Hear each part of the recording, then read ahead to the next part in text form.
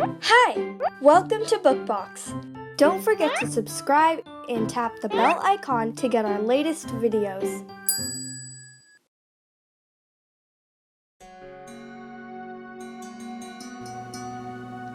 La Kvar Amikoj, adaptita de Bookbox.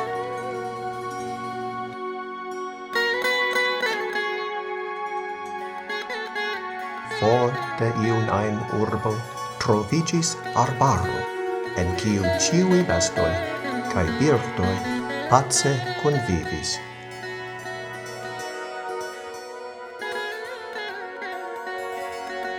La arbaro estis la hejmo de kvar nedisegeblaj amikoj: cervo, testudo, korvo kaj muso.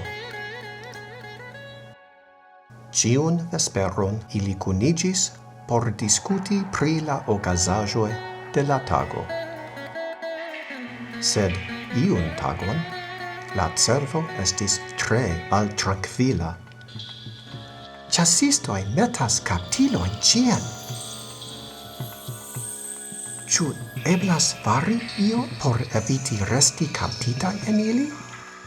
Jes, eblas, tui respondis la korvo. Nia amiko, la muso, bone scias tion.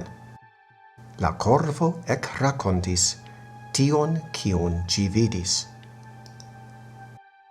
Antaŭ kelkaj tagoj mi rimarkis ion eksterordinaran.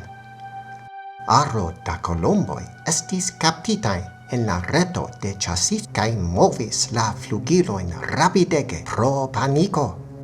Kaj subite la kolomboj ĉiuj kune prenis la reton en siajn bekojn kaj flugis en la ĉielon.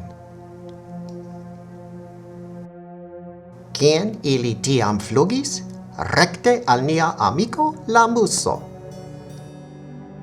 Per siaj akraj dentoj ĝi dispecigis la reton. Finfine ree liberaj, la kolomboj forflugis. Ili estis tre dankemaj al nia amiko.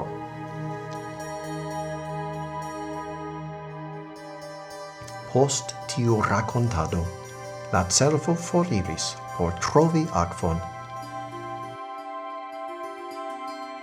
Dume la tri amikoj ekmanĝis fruktojn, plantojn kaj foliojn en la arbaro.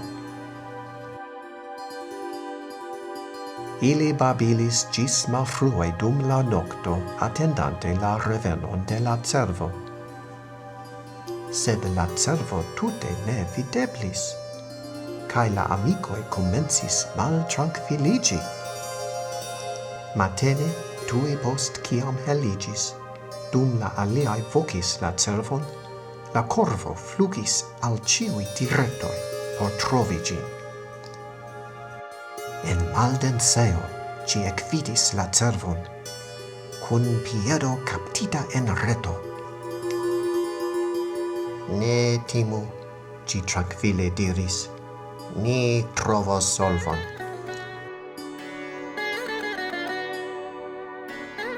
La korvo rapide reflugis al siaj amikoj.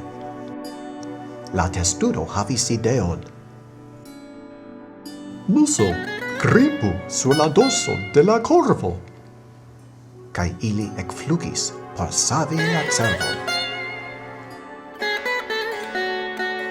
Sen perdi tempon, la muso per siaj dentoj rompis la reton.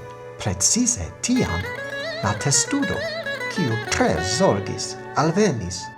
Kial vi venis tien ĉi? Se la ĉasisto revenas, vi ne sukcesos forkuri, la cervo diris.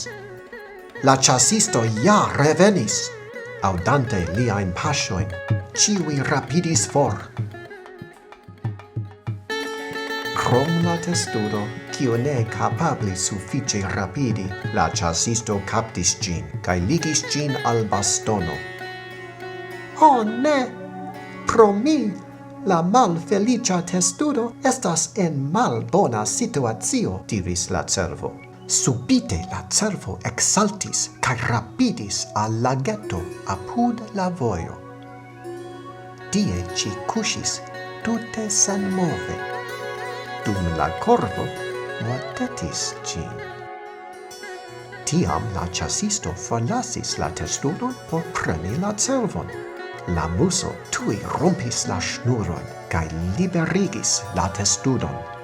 Dum la testudo eniris la aquon, la cervo forcuris, cae la corvo simple forflugis.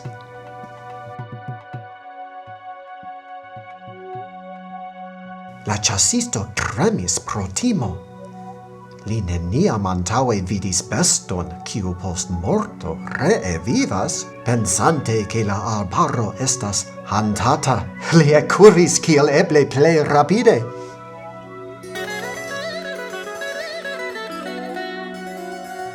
La kvar amicoi reiris heimen, cae felicis esti de nove cunae.